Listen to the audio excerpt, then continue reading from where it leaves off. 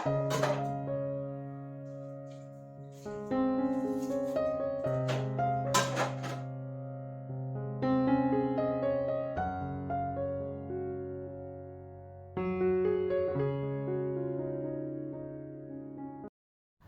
Friends, എല്ലാവർക്കും നമസ്കാരം. എല്ലാവർക്കും നമ്മുടെ പുതിയൊരു വീഡിയോയിലേക്ക് സ്വാഗതം. അപ്പോൾ എല്ലാവരും സുഖമായിട്ടിരിക്കുകയാണെന്ന് വിചാരിക്കുന്നു. എനിക്കിവിടെ സുഖമാണ് കേട്ടോ. അപ്പോൾ ഇന്നത്തെ നമ്മുടെ വീഡിയോ എന്ന് പറഞ്ഞിട്ടുണ്ടെങ്കിൽ ഒരു രാവിലത്തെ കിച്ചൺ ക്ലീനിങ്ങിൻ്റെ കാര്യങ്ങളൊക്കെ ഉൾപ്പെടുത്തിയിട്ടുള്ള ഒരു വീഡിയോ ആണ്. അപ്പോൾ ഇതിൽ ഞാൻ ഉപയോഗിക്കുന്ന ടിപ്സ്, അതായത് പെട്ടെന്നൊക്കെ ക്ലീനിങ് തീർക്കാൻ വേണ്ടിയിട്ട് ഞാൻ ചെയ്യുന്ന കാര്യങ്ങളൊക്കെ ഉൾപ്പെടുത്തിക്കൊണ്ടുള്ള വീഡിയോ ആണ് കേട്ടോ. അതുപോലെ തന്നെ നിങ്ങൾക്ക് ക്ലീനിങ് ഒക്കെ ചെയ്യാൻ മടിയുള്ളവർക്കൊക്കെ ആണെങ്കിൽ ഈ കുറച്ച് ടിപ്പുകളൊക്കെ യൂസ് ചെയ്യുകയാണെങ്കിൽ കുറച്ചും കൂടി ഈസി ആയിട്ട് നമ്മുടെ ക്ലീനിങ് ഒക്കെ തീർക്കാൻ വേണ്ടിയിട്ട് സാധിക്കും. അപ്പോൾ വീഡിയോ നിങ്ങൾക്ക് എല്ലാവർക്കും ഇഷ്ടമാവുമെന്ന് വിചാരിക്കുകയാണ്. ഇഷ്ടമായിട്ടുണ്ടെങ്കിൽ ചാനൽ ഇതുവരെ സബ്സ്ക്രൈബ് ചെയ്തിട്ടില്ലെങ്കിൽ സബ്സ്ക്രൈബ് ചെയ്യുക, ലൈക്ക് ചെയ്യുക, ഷെയർ ചെയ്യുക, അതുപോലെ തന്നെ കമൻറ്റ് ചെയ്യുക കേട്ടോ. പതിവ് പോലെ ഇന്നും ഒരു വർക്കിംഗ് ഡേ ആണ്. വീട്ടിലുള്ള എല്ലാവരും പോയി കഴിഞ്ഞു കേട്ടോ. അതിനുശേഷം ഞാനും ബ്രേക്ക്ഫാസ്റ്റ് കഴിഞ്ഞു, കുളിയൊക്കെ കഴിഞ്ഞതിന് ശേഷം അടുക്കളയിലെത്തി. അപ്പോൾ 2 ദിവസമായിട്ട് നമ്മൾ വലിയ കാര്യമായിട്ടുള്ള ക്ലീനിങ്ങും പരിപാടികളൊന്നും ഉണ്ടായിരുന്നില്ല കേട്ടോ. അതുകൊണ്ട് തന്നെ ഇന്ന് കുറച്ചും കൂടി ഒന്ന് ക്ലീനിങ് ആവശ്യമാണ്. ഡീപ്പ് ക്ലീനിങ് അല്ല ഉദ്ദേശിക്കുന്നത്, എങ്കിലും എല്ലാവരും ഒന്ന് നന്നായിട്ടൊന്ന് ക്ലീൻ ചെയ്ത് എടുക്കാനുണ്ട് കേട്ടോ. അപ്പോൾ അടുക്കളയിൽ എത്തിയപ്പോൾ തന്നെ നമുക്ക് സിങ്കിൽ നിറഞ്ഞ് പാത്രങ്ങൾ എടുക്കുന്നുണ്ട് കേട്ടോ. രാവിലെ കുക്ക് ചെയ്തതും അതുപോലെ തന്നെ നമ്മൾ ബ്രേക്ക്ഫാസ്റ്റ് കഴിച്ചൊക്കെ പാത്രങ്ങളുണ്ട്.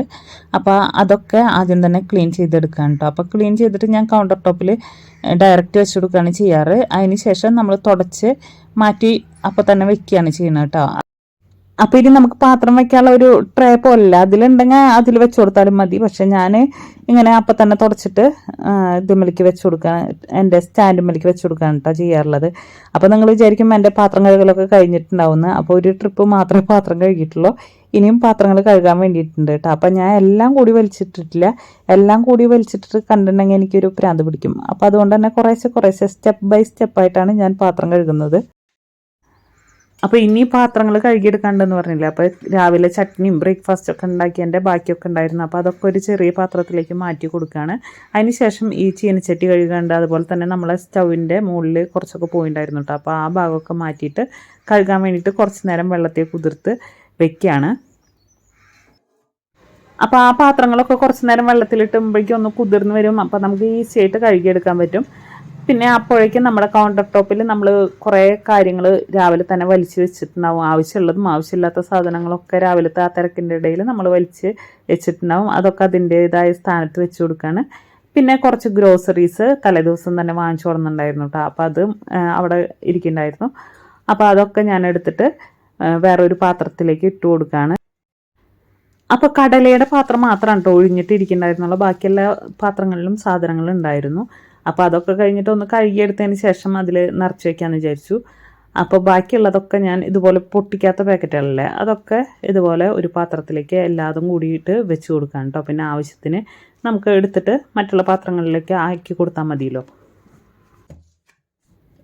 പിന്നെ അതുപോലെ തന്നെ കൗണ്ടർ ടോപ്പും ഇരിക്കുന്നുണ്ടായിരുന്ന ഒരു സാധനമാണ് കേട്ടോ, അച്ചാർ. കുറേ നാളായിട്ട് ഇട്ട് വെച്ചിട്ട് ഇതുപോലെ ഗ്ലാസിൻ്റെ പാത്രമായ കാരണം ഞാൻ അങ്ങനെ സ്റ്റോർ ചെയ്ത് വെച്ചതാണ്. പിന്നെ ഒക്കെ ഇരിക്കുന്നത് പ്ലാസ്റ്റിക്കിൻ്റെ അച്ചാർ ഇടുന്നത് നല്ലതല്ലല്ലോ എന്ന് വെച്ചിട്ട് പിന്നെ ഒരു കുപ്പി ഒഴിഞ്ഞപ്പോൾ അത് കഴുകി ഇന്നേക്ക് അതിലത്തെ വെള്ളമൊക്കെ വറ്റി നല്ല ഡ്രൈ ആയിട്ട് കിട്ടിയിട്ടുണ്ട്.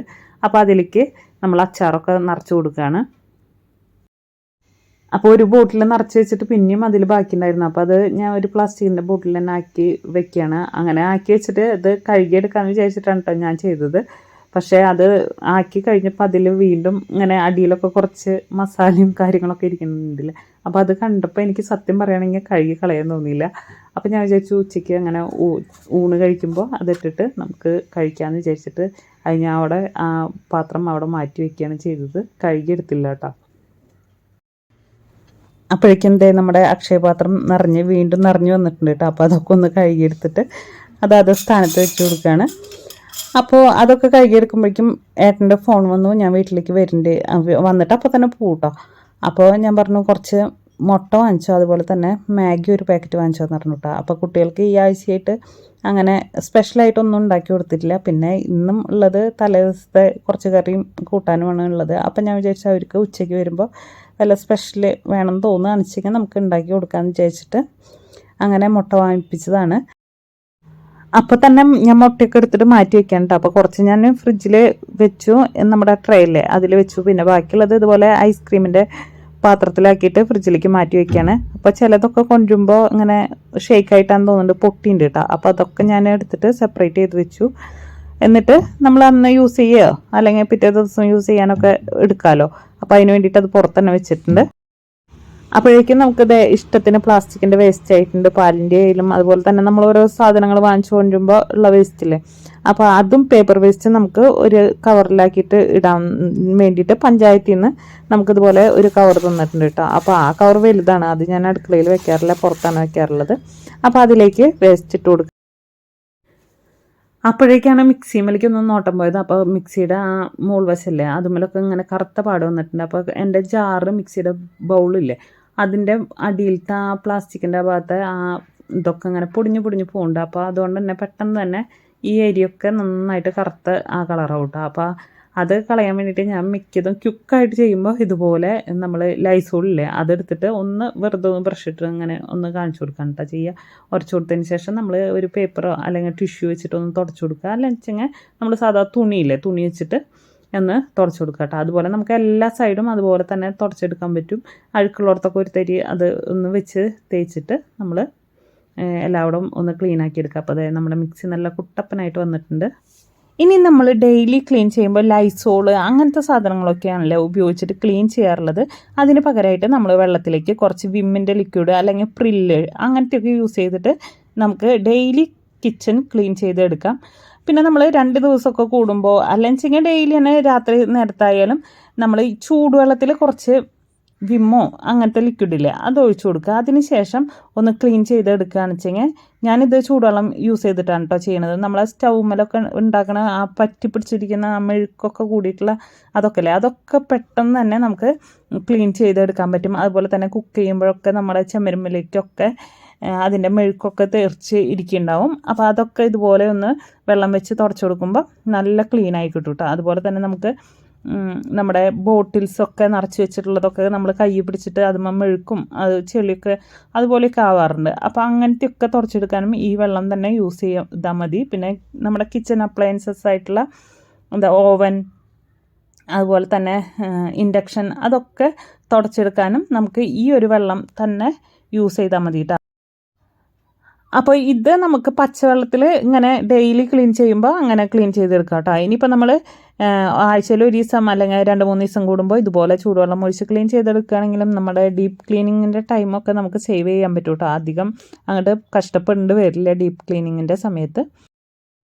ഇനി നമുക്ക് ലാസ്റ്റ് സിങ്ക് ഒന്ന് ക്ലീൻ ചെയ്തെടുക്കാണ്ട് കേട്ടോ. അപ്പോൾ സിങ്ക് ക്ലീൻ ചെയ്യാൻ വേണ്ടിയിട്ട് ഒരു മിക്സ് ഉണ്ടാക്കുന്നുണ്ട്. അതിന് വേണ്ടിയിട്ട് ബേക്കിംഗ് സോഡയും നമ്മുടെ വിമ്മിൻ്റെ ലിക്വിഡാണ് കേട്ടോ ഉണ്ടാക്കുന്നത്. അപ്പോൾ ഇങ്ങനെ ഉണ്ടാക്കിയിട്ട് നമുക്ക് സ്റ്റോർ ചെയ്ത് വെക്കാം. അപ്പോൾ ഒരാഴ്ചയ്ക്ക് 2 ആഴ്ചയ്ക്ക് വേണ്ടിയിട്ടുള്ളത് നമുക്കിതുപോലെ പ്രിപ്പയർ ചെയ്തിട്ട് ഒരു ബോട്ടിലാക്കിയിട്ട് അടച്ച് വെക്കുകയാണെന്ന് വെച്ചെങ്കിൽ നമുക്ക് എപ്പോഴും ആവശ്യം വരികയാണെന്ന് വെച്ചെങ്കിൽ എടുത്ത് യൂസ് ചെയ്യാൻ പറ്റും കേട്ടോ.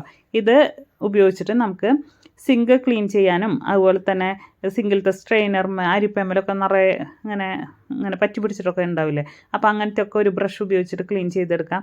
അതുപോലെ തന്നെ നമ്മുടെ പൈപ്പുമുള്ള വാട്ടർ സ്റ്റെയിൻസ്, ബാത്റൂമിൻ്റെ ടൈലിൻ്റെ ഗ്യാപ്പുകൾ അങ്ങനത്തെ ഒക്കെ ക്ലീൻ ചെയ്തെടുക്കാൻ വേണ്ടിയിട്ട് ഈ ഒരു മിക്സ് യൂസ് ചെയ്താൽ മതിയാവും കേട്ടോ. അപ്പോൾ പെട്ടെന്ന് തന്നെ ക്ലീനാക്കി കിട്ടും ചെയ്യും. അതുപോലെ തന്നെ നല്ല വെട്ടി തിളങ്ങുന്നൊക്കെ പറയില്ലേ സിങ്ക്, അപ്പോൾ അതുപോലെയായിട്ട് കിട്ടാൻ വേണ്ടിയിട്ട് നല്ല എഫക്റ്റീവായിട്ടുള്ളൊരു ലിക്വിഡാണ് ഇത്.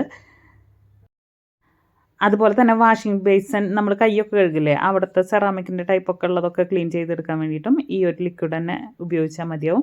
അപ്പോൾ അതേ നമ്മുടെ പൈപ്പും അതുപോലെ തന്നെ സിങ്കും ഒക്കെ നല്ല ക്ലീൻ ആയിട്ട് വന്നിട്ടുണ്ട്.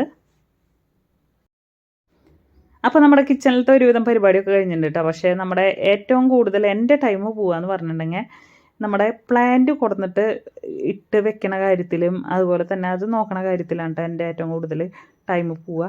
അത് കൊടുന്ന് ഞാൻ ഒരു മോഡലിൽ വെച്ച് നോക്കും, അത് എനിക്കിഷ്ടമായില്ലെങ്കിൽ പിന്നെ അത് വേറെ മോഡലിലാക്കി നോക്കും, അങ്ങനെയൊക്കെ ചെയ്യും കേട്ടോ. അപ്പോൾ അങ്ങനെ ചെയ്ത് വരുമ്പോൾ എനിക്ക് കുറേ ടൈം അങ്ങനെ സ്പെൻഡായി പോകാറുണ്ട്. അപ്പോൾ അതേ കിച്ചൺ ക്ലീനിങ് ഒക്കെ കഴിഞ്ഞ് ഞാൻ ഒരു പ്രാവശ്യം അതൊക്കെ സെറ്റ് ചെയ്ത് വെച്ചതാണ് കേട്ടോ. പിന്നെ എനിക്ക് അതൊരു ഭംഗിയായിട്ട് തോന്നില്ല. വീണ്ടും 2 ചേമ്പിൻ്റെ ഇലയൊക്കെ പോലത്തെ ഒരു സാധനമല്ലേ അത് കൊടുന്ന് വെച്ച് അതും കൂടി വെച്ചിട്ട് അങ്ങനെ വെച്ചു. അപ്പോൾ കുറച്ച് നാൾ മുന്നേ വരെ ഇവിടെ നിറച്ച് മണിപ്ലാന്റ് ആയിരുന്നു കേട്ടോ ഇരുന്നിരുന്നത്. അതൊക്കെ നന്നായി വലുതായി ഇങ്ങനെ ഹാങ് ആയിട്ട് വന്നു, നീണ്ട് വന്നു കേട്ടോ. അപ്പോൾ ഞാൻ അത് പുറത്ത് കൊണ്ടുപോയിട്ട് ഹാങ് ചെയ്തിട്ടു. അപ്പോൾ ഇത്രയും കൂടി കഴിഞ്ഞപ്പോൾ നമ്മുടെ അടുക്കളയിലത്തെ പണി കഴിഞ്ഞു. നമുക്ക് തറയും കൂടി ഒന്ന് തുടച്ച് എടുക്കാണ്ടായിരുന്നു കേട്ടോ. അപ്പോൾ കിച്ചണൊക്കെ ക്ലീൻ ചെയ്യാനുള്ള കുഞ്ഞു കുഞ്ഞു ടിപ്പുകളാണ് ഞാൻ നിങ്ങളായിട്ട് ഷെയർ ചെയ്തത്. അപ്പോൾ ഇന്നത്തെ വീഡിയോ നിങ്ങൾക്ക് ഇഷ്ടമായി കാണുമെന്ന് വിചാരിക്കുന്നു കേട്ടോ. ഇനി പുതിയൊരു വീഡിയോ ആയിട്ട് വരാം. അപ്പോൾ അതുവരെ എല്ലാവരോടും ടാറ്റാ, ബൈ ബൈ.